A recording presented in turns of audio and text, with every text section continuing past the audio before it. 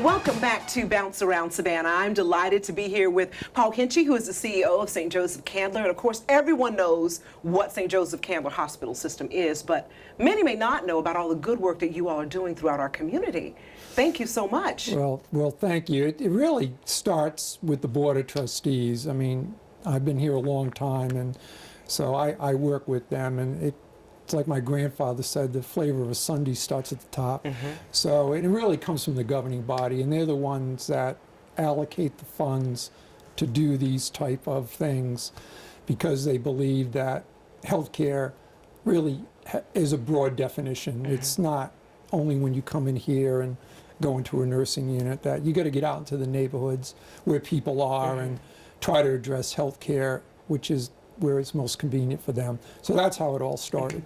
Well, we're so excited that it started and it is continuing. Many of us, of course, have seen like the African American Center because it has your logo on it. We know that's connected to the hospital. But there's so many other projects you all are involved in different neighborhoods throughout the community. Let's talk a little bit about those. Well, you could start at Kyla Brownsville when you come off of I-16 and you're at that light on 37th Street. That church that's there, that's St. Mary's Community Center.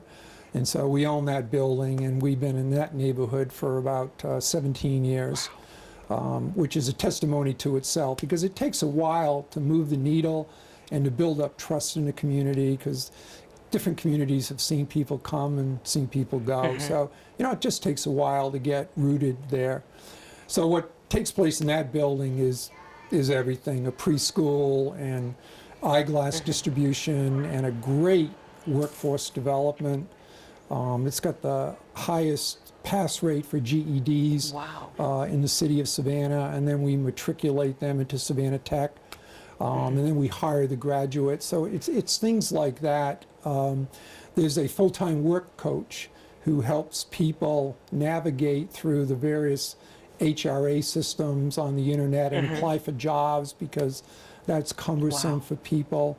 So that's what goes on there. And then you could go over to Drayton and Henry, where we have a free clinic staffed by nurse practitioners for the uninsured population in Savannah, which is still fairly high because, unfortunately, although we're optimistic, Georgia hasn't expanded Medicaid yet, but we're working on that, and we think this legislative session will probably get some traction on that. That's good to hear. But in the interim, people are still falling through the cracks. Right.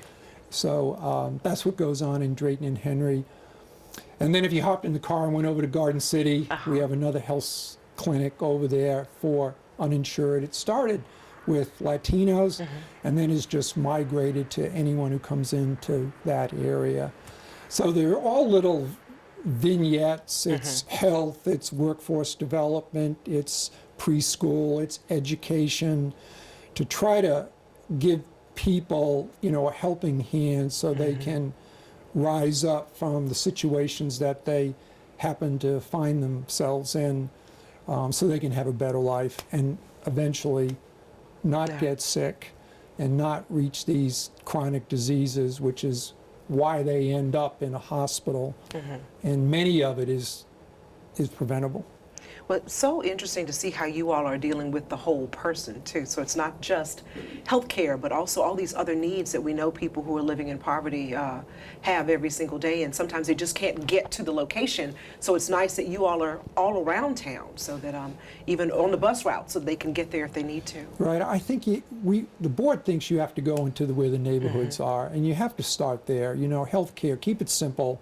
You got to go to where people are, because a lot of them aren't on a bus route or don't have money to get on a bus route. It's non-traditional thinking for a non-traditional population. One program we have right now, which we're thrilled about, is a medical home out of our emergency department. And we have people who, because they don't have a primary care physician, end up going to the ER 10 or 15 times a month. Wow. So now we take every one of them and we assign them to a coach, and that coach makes sure that that patient is linked up with one of the medical homes here in Savannah, calls them the day before the appointment, gets them transportation, will do anything to get them there so they can link up and get care where they need it. And we've decreased the ER visits from that population by over 35%. Wow. Which declogs the emergency room, but more importantly, it's better for them because they need primary care, not in an ER. They need it with a primary care physician. Right.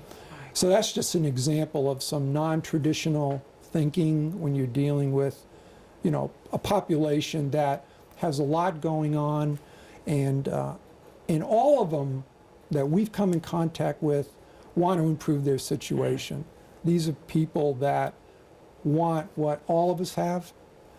They just have run into some tough times in getting it, but if you can just build up some trust and just get them on the first two rungs of that ladder, they can climb that ladder the rest of the way by themselves. That's right. They just need those first two rungs, and then they're off and running. Well, thank you all so much for being such good neighbors in our community for as long as any of us can remember. Yeah. And I'm very excited to even learn what may be coming about in the future. Thank you so much for sharing with us We're today. glad to do it. Thank you. And we'll be back with more Bounce Around Savannah in just a moment.